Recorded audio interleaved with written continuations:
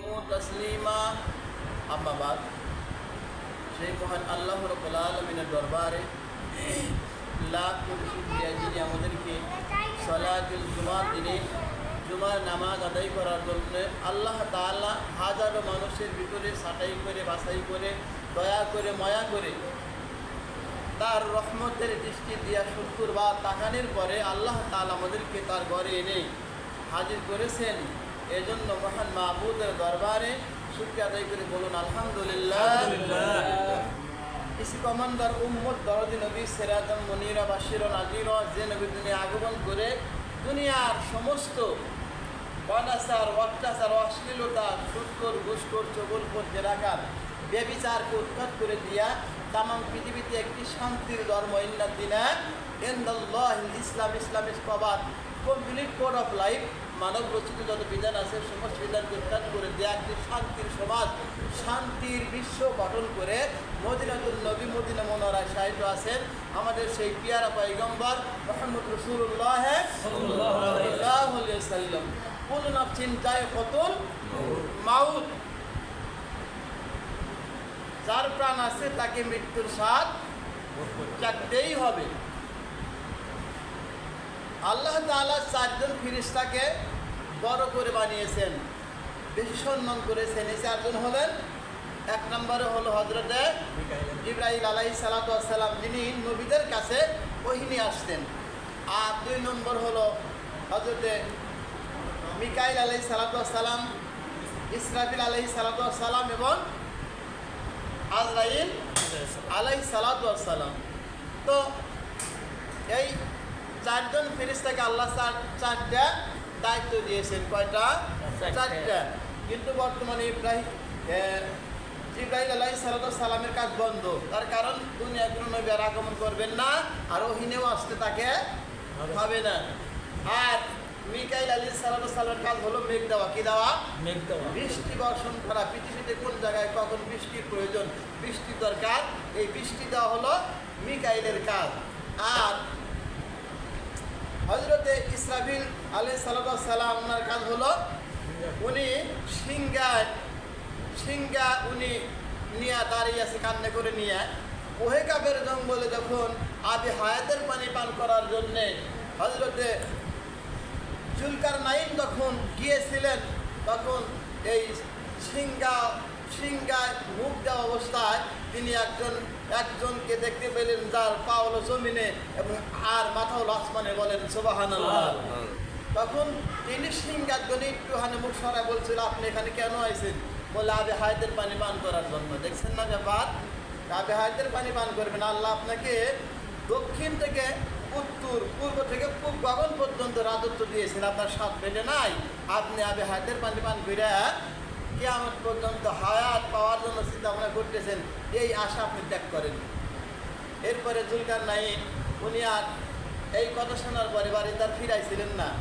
উনি ওনার মার কাছে চিঠি লিখে বলছিলেন, মাগো আমি যেই স্বাদের রাষ্ট্র ত্যাগ করে আবি হায়াতের পানি পান করার জন্য আইছি, আমি আর ওই রাষ্ট্র যাইতে চাই না।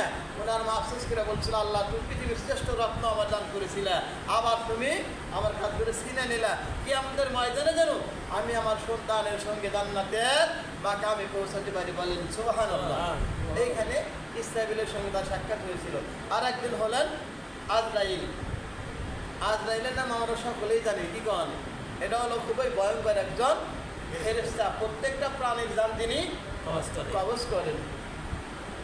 তো আল্লাহর এক বান্দা বলল, আজরাইল আপনি তো অবশ্যই একজন কঠিন হৃদয়ের ব্যক্তি, অবশ্যই আপনার এই হাজারো crore crore billion billion dollar প্রাণীর জান কবজ করার কালে কি কখনো কারো জান কবজের আগ মুহূর্তে কি আপনার মনে কোনো মায়া লাগছিল নাকি?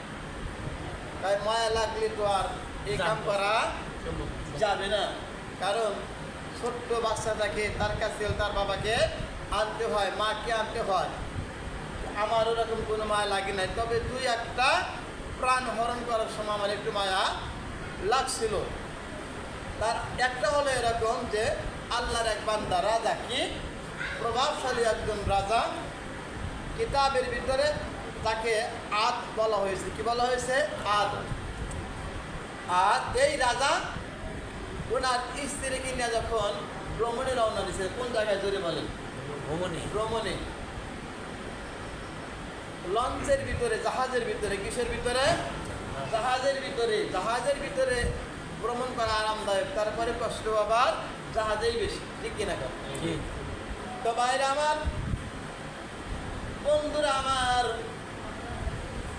এই লঞ্চের ভিতরে, জাহাজের ভিতরে যখন আর তার স্ত্রীকে নিয়ে যখন রওনা দিলেন, স্ত্রী ছিল সসন্তান, যে কোনো সময় সন্তান ডেলিভারি হয়ে যাবে। মাঝি যখন তার লঞ্চ বা জাহাজ ছেড়ে দিয়েছে,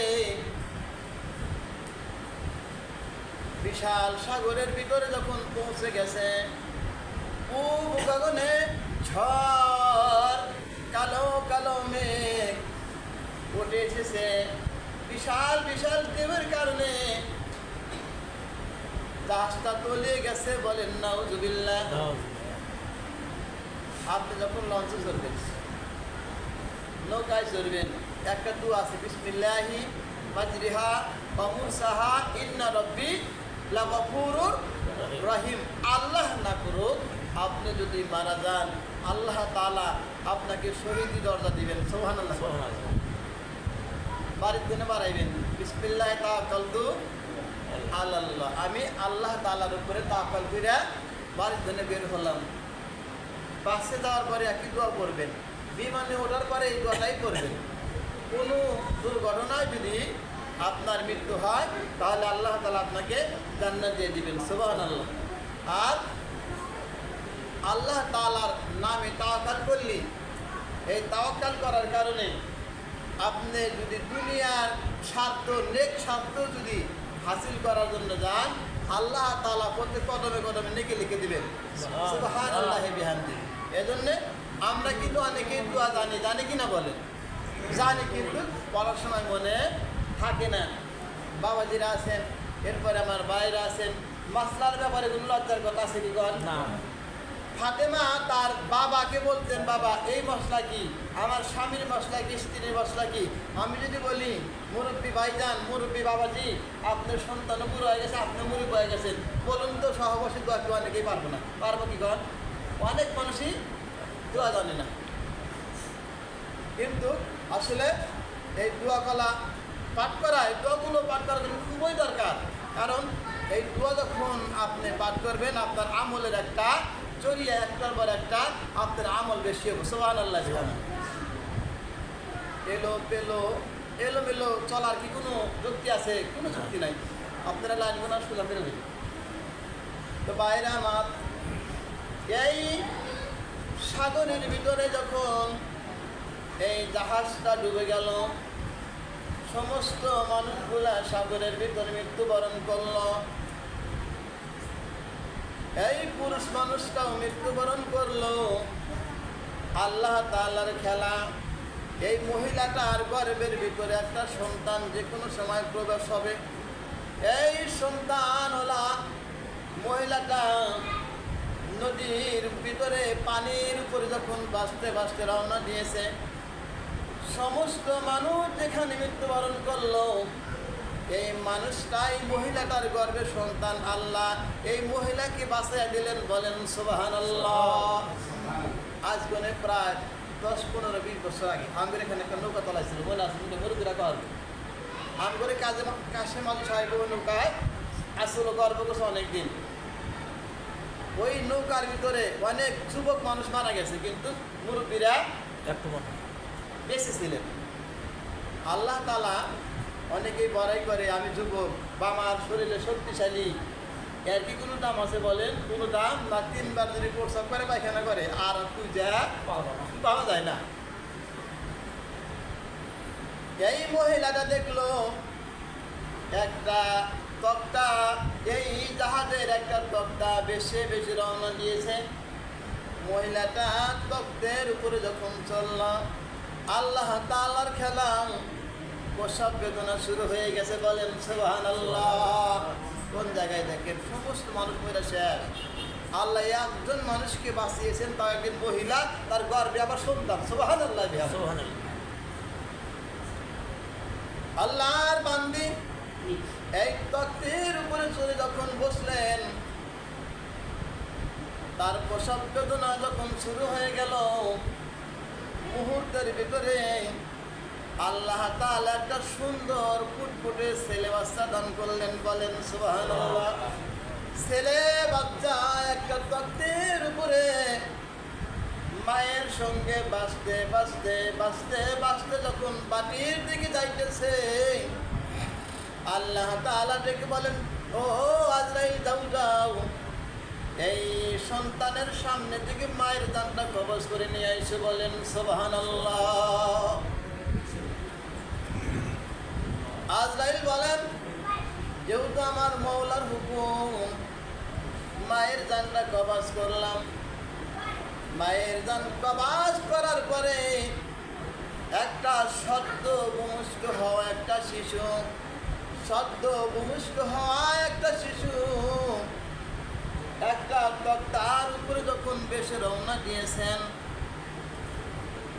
যাইতে যাইতে নদীর কিনারায় যখন চলে গেছেন, বাতাসের কারণে হেলিয়া টুলিয়া বাচ্চাটা পানির ভিতরে যখন পড়িয়া গেল। বলেন সুবহানাল্লাহ। আমি আর আপনি যদি পানির ভিতরে পড়ি, যদি আমাদের উপর দিয়ে পানি ওঠে, আমরা কিন্তু মৃত্যুবরণ করবো, ঠিক কিনা বলেন? কিন্তু এই বাচ্চা যখন পানির ভিতরে পড়ে গেল, আল্লাহ তাআলা অটোমেটিক বাচ্চার জীবনটা বাঁচিয়ে দিলেন। বলেন সুবহানাল্লাহ। বাচ্চা যখন মিশে গেলেন, ওই বাচ্চা পানির কিনারায়, নদীর কিনারায় যখন চলে গেল,